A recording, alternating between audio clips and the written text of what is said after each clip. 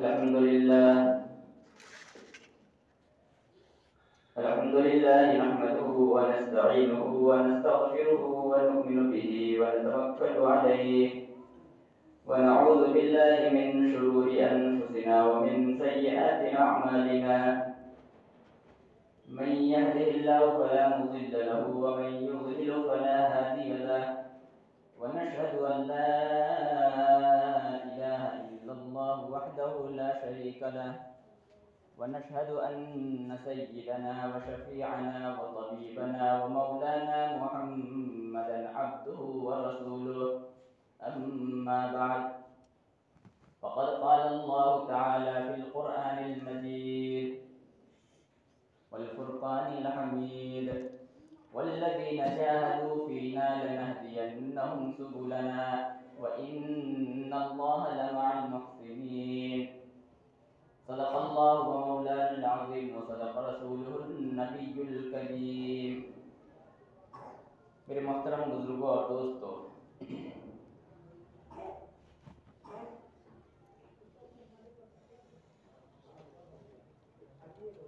अल्लाह तबारक व तआला का बहुत बड़ा करम और फजल है कि अल्लाह ताला ने हमें ऐसे मुल्क में पैदा फरमाया जिसको दारुल अमन कहा जाता है। हमारा मुल्क जिसे हम हिंदुस्तान कहते हैं, या दूसरे लफ्ज़ों में भारत कहते हैं, या तीसरे लफ्ज़ों में इंडिया कहते हैं, ये बहुत ही अमन व सुकून वाला मुल्क था। लेकिन अब कुछ लोगों की नफ़रत और दुश्मनी की वजह से हम मुसलमानों से लोग नफ़रत करने लगे, वरना यहाँ पर हर मज़हब के लोग आपस में मोहब्बत, प्यार और सुकून के साथ रहते थे। हर एक को अपने मज़हब पर चलने की खुली आज़ादी थी, किसी पर कोई रोक टोक नहीं है।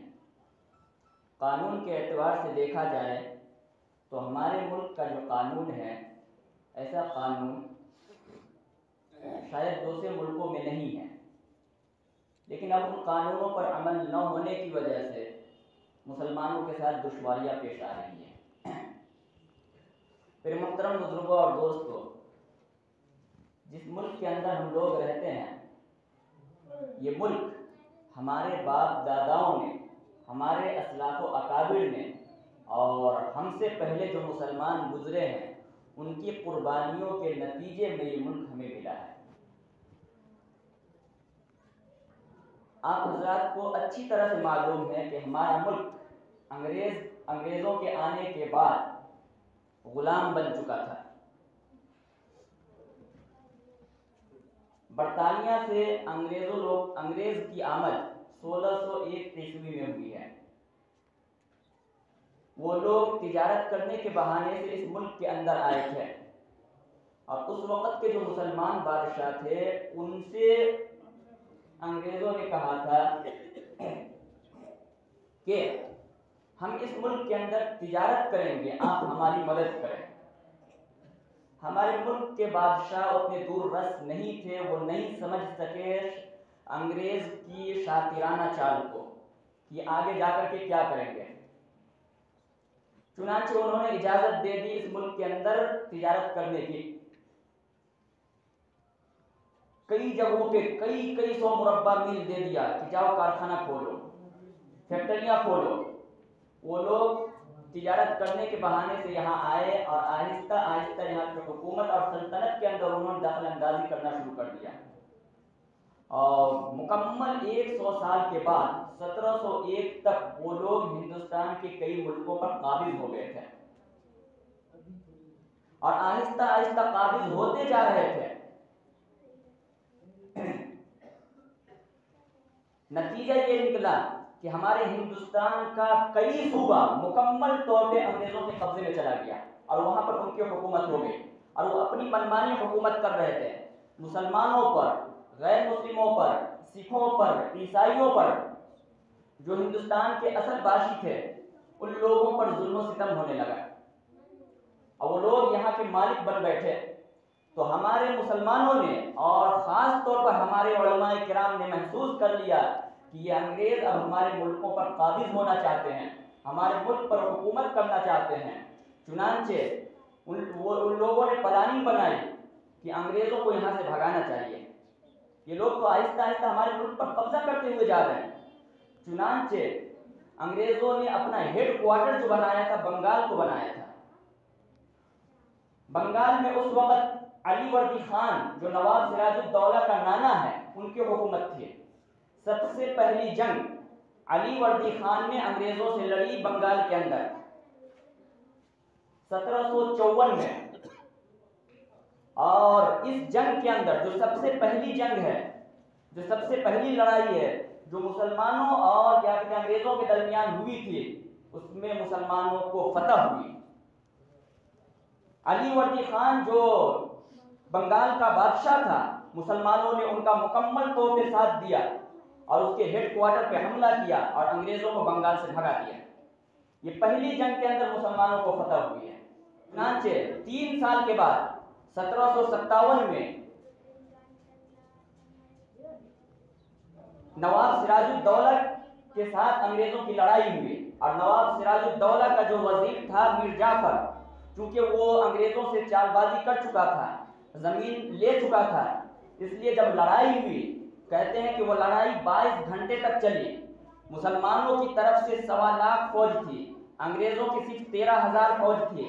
लेकिन मुसलमान चूंकि बिक चुके थे, मीर जाफर जो कमांडर था, हेड था, वो बिक चुका था, उसने मुसलमानों का साथ नहीं दिया और जीती हुई जंग मुसलमान हार गए। 1.25 लाख मुसलमान और अंग्रेज सिर्फ 13,000, अंग्रेज जीत गया। और नवाब सिराजुद्दौला जो उस जमाने का बादशाह था बंगाल का, उड़ीसा का, बिहार का, उसने क्या कहते हैं उसको मरवा दिया मीर जाफर ने। इस जंग के अंदर मुसलमानों को शिकस्त हुई, मुसलमान हार गए, अंग्रेज जीत गया। फिर ये जंग होते होते मुख्तलिफ मुल्कों में होते रहे, मुख्तलिफ शहरों में होते रहे। हिंदुस्तान के जगह जगह में बक्सर की लड़ाई मशहूर है, भागलपुर की लड़ाई मशहूर है, शामली की लड़ाई मशहूर है और मालूम कितनी जगहों पे उस जमाने में लड़ाई हो रही थी मुल्क को आज़ाद करने के लिए, क्योंकि अंग्रेज मुकम्मल तौर पे हिंदुस्तान को अपने कब्जे में करना चाह रहा था और हिंदुस्तान पर हुकूमत करना चाह रहा था और मुसलमान के असल बाशिंदों को वो अपना गुलाम बनाना चाह रहा था। तो 1757 में तो नवाब सिराजुद्दौला मारे गए और उसके साथ कई हजार मुसलमान शहीद हो गए, कुछ गैर मुस्लिम भी मारे गए। फिर ये लड़ाई होते होते मैसूर की सरजमीन पर सुरंगापट्टनम में गई। उस वक्त टीपू सुल्तान शहीद रहमतुल्लाह अलैह के वालिद हैदर अली जिंदा थे। उन्होंने अंग्रेजों से लड़ाई लड़ी। हैदर अली बहुत पहलवान और ताकतवर थे। उस जंग के अंदर हैदर अली ने अंग्रेज को शिकस्त दी, अंग्रेज फिर वहां से भागा। हैदर अली की वफात के बाद उनके बेटे टीपू सुल्तान शहीद रहमतुल्लाह अलैह बादशाह बने और टीपू सुल्तान शहीद रहमतुल्लाह अलैह ने अंग्रेजों के खिलाफ जिहाद किया, लड़ाई लड़ी मैसूर की सरजमीन पर। और किताबों में लिखा है, तारीख में लिखा है कि टीपू सुल्तान शहीद रहमतुल्लाह अलैह ने 4 जंगें लड़ी हैं और अंग्रेजों को सबसे ज्यादा जो दुश्मनी थी पूरे मुल्क के अंदर वो टीपू सुल्तान शहीद रहमतुल्लाह अलैह की जात से थी।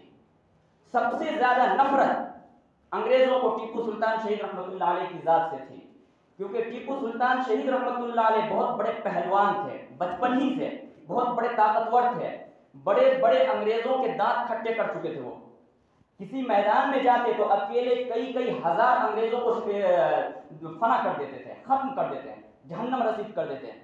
उनसे लड़ने की ताकत किसी अंग्रेज के अंदर नहीं थी। चुनांचे उनके साथ भी धोखा किया गया। टीपू सुल्तान शहीद रहमतुल्लाह अलैह का एक करीबी वजीर जिसका नाम मीर सादिक है, अंग्रेजों ने उनको जमीन की लालच दिया कि हम 900 मुरब्बा मील जमीन आपको देंगे, आप टीपू सुल्तान शहीद को मेरे हवाले कर दो। 900 मुरब्बा मील जमीन की लालच दिया।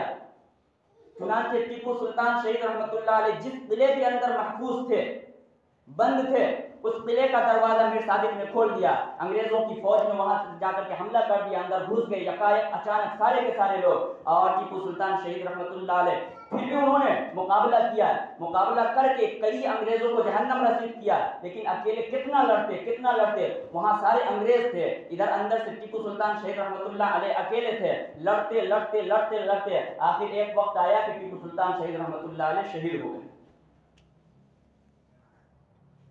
टीपू सुल्तान से अंग्रेज को इतनी दुश्मनी थी कि अंग्रेज ने अपने कुत्तों का नाम टीपू सुल्तान शहीद रहमतुल्लाह अलैह के नाम पर रखा है। और टीपू सुल्तान शहीद रहमतुल्लाह अलैह की तारीफ को मिटाने के लिए उनकी शख्सियत को बहुत ज्यादा बदनाम किया। आज हम उनकी शख्सियत को नहीं जानते हैं।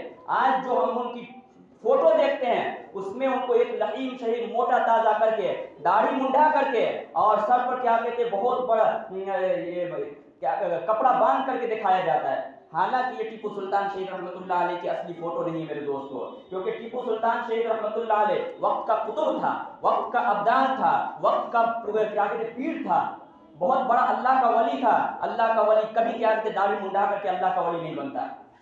रसूलुल्लाह की सुन्नत को तोड़ करके और क्या कहते कटवा करके अल्लाह का वली बन जाए, ऐसा नहीं हो सकता। टीपू सुल्तान शहीद रहमतुल्लाह अलैह तहज्जुद गुजार बंदा था। टीपू सुल्तान शहीद रहमतुल्लाह अलैह शबे जिंदादार बंदा था। टीपू सुल्तान शहीद रहमतुल्लाह अलैह पूरे दिन बावुजू रहते थे, कभी बगैर वुजू के नहीं रहते थे। टीपू सुल्तान शहीद रहमतुल्लाह अलैह हर नमाज की पाबंदी करते थे।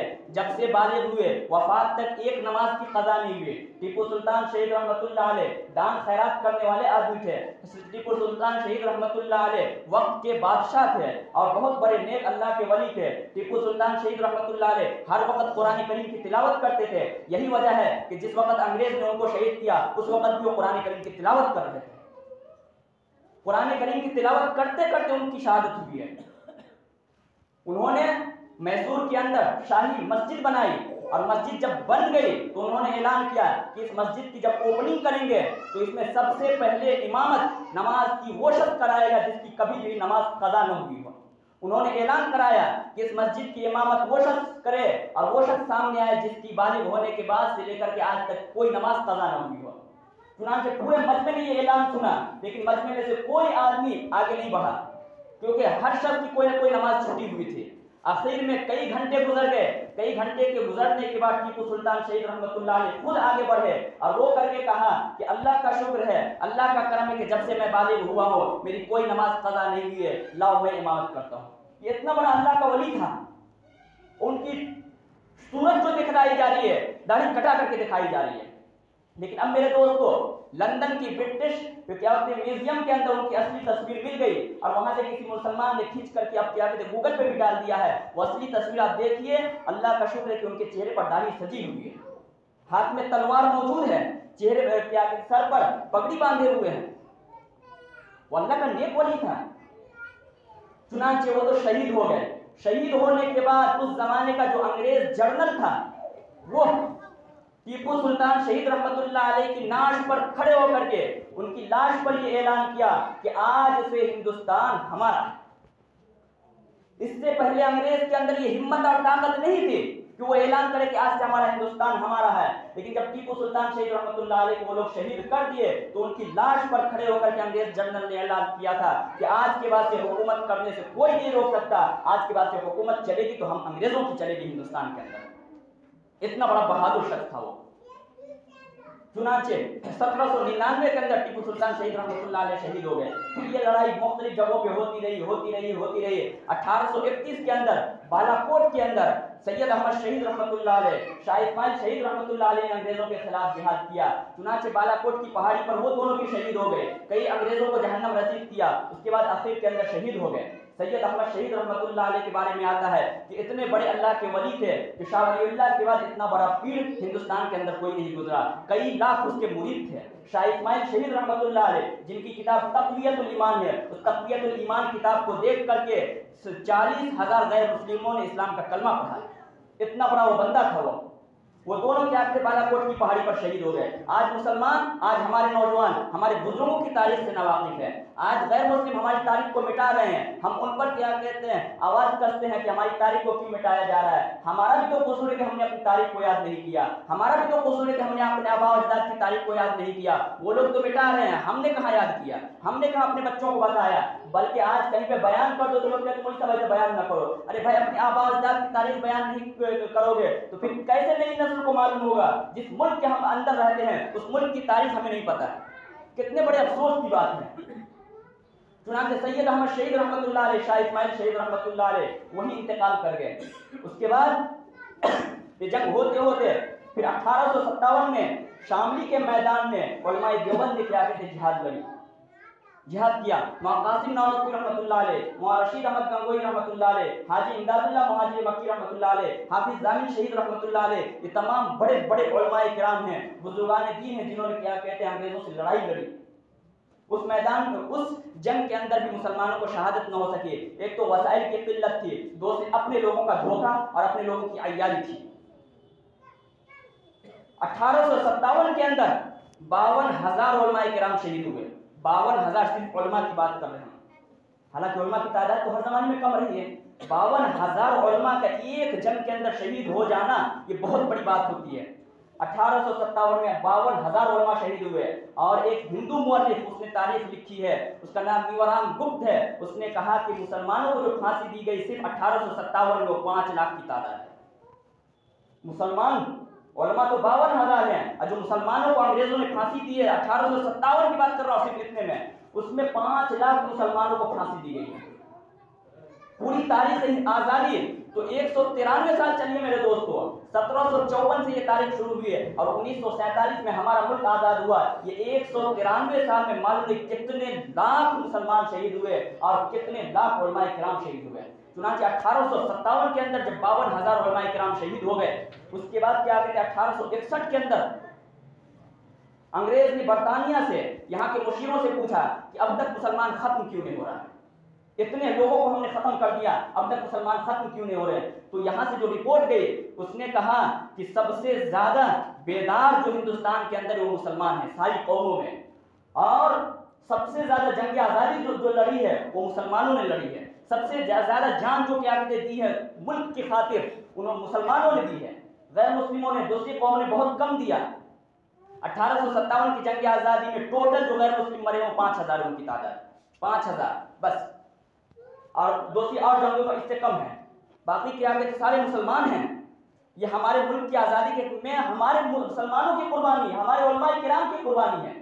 तो उन्होंने वहां से रिपोर्ट तलब की तो लोगों ने कहा कि सबसे ज्यादा बेदार मुसलमान है मुसलमान, अगर इनको खत्म करना है तो सबसे पहले क्या करना पड़ेगा, कुरान को खत्म करना पड़ेगा, जज्बे जिहाद को खत्म करना पड़ेगा और उलमा को दुनिया से खत्म करना पड़ेगा, तब जाकर के मुसलमान खत्म होंगे। चुनांचे मिस्टर मुअर्रिख टॉमसन कहता है कि एक एक दिन के अंदर उस जमाने में 1861 के बाद 80 उलमाए किराम को फांसी दी जाती थी। लाहौर की शाही मस्जिद के सहन के अंदर अंग्रेज ने फांसी का फंदा बनाया था। एक एक मर्तबा में 80 आलिम को शहीद कर दिया जाता था। एक एक मर्तबा में 80 उलमाए किराम को फांसी के फंदों पर लटका दिया जाता था। मिस्टर मुअर्रिख टॉमसन कहता है कि दिल्ली की चांदनी चौक से लेकर के खैबर तक रोड के दोनों तरफ जितने दरख्त थे, हर दरख्त पर हर क्या कहते किसी न किसी आलिम की गर्दन लटक रही थी। मिस्टर कहता है कि लाहौर का दरिया रावी, उसमें एक एक दिन में 40 उलमाए किराम को क्या कहते हैं दरिया में बहा दिया जाता था, बोरियों में बंद करके। उलमाए किराम को सुअर की खालों में बंद करके दरिया में डाला गया। ये हमारी तारीख है, ये हमारे आबा और अजदाद की कुर्बानी है। मिस्टर मुअर्रिख टॉमसन कहता है कि दिल्ली में मैं अपने खीमे के बाहर खीमे में गया तो खीमे में जाने के बाद क्या मुझे महसूस होता कि मुर्दार की बदबू आ रही है, तो मैं खीमे से निकल करके अपने खीमे के पीछे गया, क्या देखता हूं कि अंग्रेज ने 40 उलमाए किराम को पकड़ चुके हैं, पकड़ करके नंगा कर चुके हैं और नंगा करके क्या कहते हैं उनको आग के अंगारों में डाल रहे हैं। मेरे देखते ही देखते मैं अभी वहीं पे खड़ा था कि 40 और आलिम को पकड़ के लाया गया, उनके भी कपड़े उतारे गए और उनसे कहा गया कि सिर्फ एक जुमला कह दो कि 1857 की जंग आजादी में हम लोग शरीक नहीं थे, सबकी जान छोड़ देंगे, सबको क्या कहते हैं हटा देंगे, किसी को कुछ नहीं कहेंगे। मिस्टर कहता है कि खुदा की कसम, मेरे पैदा करने वाले रब की कसम, 40 के 40 उलमाए किराम आग के अंगारों में दहक गए, भून गए, लेकिन किसी ने अंग्रेज के सामने ये जुमला नहीं कहा। हमारी तारीख है। जब इतने उलमाए किराम शहीद हो गए तो शहादत के बाद अब देखा कि हिंदुस्तान के अंदर उलमाए किराम की तादाद खत्म हो रही है, तादाद खत्म हो रही। अब अंग्रेजों ने क्या किया कि घर घर जाकर के हमारे मुसलमान बच्चे जिनके बाप क्या कहते हैं शहीद हो गए, अंग्रेजों की नफरत करते करते दुनिया से रुखसत हो गए, उनके बच्चे यतीम हो गए, औरतें क्या कहते हैं बेवा हो गई, तो ये अंग्रेज घर घर में जाकर के बेवा औरतों से कहता था कि तुम अपने बच्चों को दो, हमारे हवाले करो, इन बच्चों को हम पढ़ाएंगे लिखाएंगे, मुफ्त पढ़ाएंगे, मुफ्त लिखाएंगे, मुफ्त रिहाइश देंगे, मुफ्त कपड़े देंगे, और जब ये बच्चा पढ़ लेगा तो फिर अंग्रेजी गवर्नमेंट में हम क्या इनको नौकरी भी देंगे। जब यहां तक नौबत पहुंच गई, अब बाप तो शहीद हो गया, बाप तो मर गया अंग्रेजों से लड़ते लड़ते, माँ बेचारी काम कर नहीं सकती है, माँ के पास खाने के लिए नहीं है, बच्चे भीख मांगने के लिए बाहर रोड पे मजबूर हो गए। अब ऐसे वक्त में अंग्रेज जाकर के मुसलमानों के घरों में ये जुमला कह रहा है कि अपने बच्चे को हवाले करो, हम मुफ्त में खिलाएंगे, पढ़ाएंगे, लिखाएंगे, सब कुछ करेंगे और फिर बाद में नौकरी भी देंगे। उलमाए किराम ने देखा कि यहाँ तक नौबत आ गई है, वहाँ कासिम नानवी रहमतुल्लाह अलैह को रसूलुल्लाह सल्लल्लाहु अलैहि वसल्लम ख्वाब में आए और देवबंद की बस्ती में रसूलुल्लाह सल्लल्लाहु अलैहि वसल्लम ने इशारा किया कि कासिम यहाँ पर क्या आप एक मदरसा बनाएं, यहाँ पर एक मदरसा बनाए, और हुजूर ने बाज़ाब्ते लकीर खींच दिया। आज दारुल देवबंद जाकर के आप देखिए, वो लकीर वहाँ पे क्या कहते हैं जनाजे की शक्ल में मौजूद है, और उस दरवाजे को 9 दरा कहते हैं, वहाँ पे 9 दरवाजा होगा यहाँ से वहाँ तक। जब कोई देवबंद की बस्ती में इंतकाल करता है तो उसकी नमाज जनाजा वही 9 दरे के अंदर होती है, वहीं पे हुजूर ने इशारा किया था, लकीर खींच करके बाज़ाब्ते कहा था कि यहाँ पर आप मदरसा बनाइए। वो मदरसा बनाया गया। फिर वहाँ कासिम नानवी रहमतुल्लाह अलैह घर घर जाकर के उन्होंने कहा, मुसलमानों ये अंग्रेज कहते हैं कि तुम बच्चा दे दो, हम मुफ्त में खिलाएंगे, मुफ्त में पढ़ाएंगे, मुफ्त में क्या के रिहाइश देंगे, हम तुमसे कहते हैं कि तुम अपने बच्चे को हमें दो, हम मुफ्त में खिलाएंगे, मुफ्त में क्या कहते लिखाएंगे, मुफ्त में रिहाइश देंगे और मुफ्त में पढ़ाएंगे, और इसको क्या कहते हैं अंग्रेज का मुखालिफ बना करके अंग्रेज से लड़ने वाला मुजाहिद बनाएंगे। इसका बाप भी मुजाहिद था, ये बच्चा भी मुजाहिद बनेगा। ये अंग्रेज कहता कि हम मुफ्त खिलाएंगे, मुफ्त पढ़ाएंगे, हम कहते कि हम भी मुफ्त खिलाएंगे, मुफ्त पढ़ाएंगे। और मुसलमानों से कहा, मुसलमानों तुम 2 रुपये का, 1 रुपये का, 5 रुपये का चंदा दो, मदरसे को मजबूत करो। ये मदरसा अगर है तो तुम हो, ये मदरसा जब खत्म हो जाएंगे तो तुम भी खत्म हो जाओगे। ये चंदे के जो मदरसे शुरू हुए उसी जमाने से शुरू हुए, जो चंदे के मदरसे से शुरू हुए हमारे अकाबिर ने देवबंद से शुरू किया, ये तारीख आज़ादी के टाइम में शुरू हुआ। ये हमारे उलमाए देवबंद की कुर्बानी है।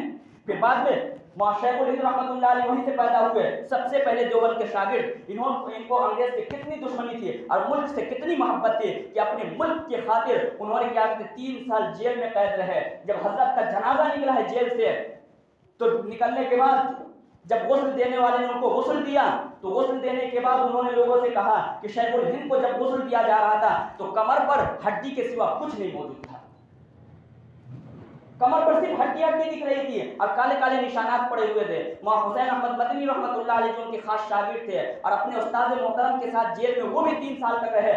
उन्होंने कहा, हमारे उस्ताद ने जेल के अंदर मुझे ये राज खोलने से मना कर दिया था कि ये राज किसी को नहीं बताना, लेकिन मेरे उस्ताद तो मर चुके हैं, वफात पा चुके हैं। अब जब तुम लोग पूछते हो तो मैं तुमको क्या कहते वाकया सुनाता हूँ। सुनो, अंग्रेज जब हमारे उस्ताद मोहतरम को जेल के अंदर डाल दिया था, तो जेल में डालने के बाद रोजाना तहखाने के अंदर अकेले में लेकर के जाया करता था हमारे उस्ताद मोहतरम को। ले जाने के बाद आपकी अंगारों पर लिटा करके शेखुल हिंद रहमतुल्लाह अलैह को कहता था कि शेखुल हिंद जल्दी तुम अपने क्या कहते हैं हरकत से बाज आ जाओ, तुम क़ियादत मत करो मुसलमानों की, तुम आगे आगे मत बढ़ो, जलसे मत करो, जुलूस मत करो, क़ियादत मत करो, रैलियां मत निकालो, वरना इसी तरह से तुम्हारा जनाजा निकाल दिया जाएगा। रोजाना अंग्रेज हमारे उस्ताद को आपके अंगारों पर लेटाता था। वो आग का अंगारा हमारे उस्ताद के निकलने वाले खून और पीठ से, गोश्त से और पानी से क्या कहते हैं वो अंगारा बुझ जाता था। चुनांचे उस्ताद का इंतकाल हुआ तो कमर पर हड्डी के सिवा कुछ नहीं था, क्योंकि वो सारा जल चुका था। ये शेखुल हिंद रहमतुल्लाह अलैह है, उन्हीं के खास शागिर्द हुसैन अहमद मदनी रहमतुल्लाह अलैह, जिनको अंग्रेज ने अदालत के अंदर हाजिर किया और अदालत के अंदर कहा कि हुसैन अहमद मदनी, तुमने कहा है कि अंग्रेज की अदालत में अंग्रेज की फौज में भर्ती होना हराम है।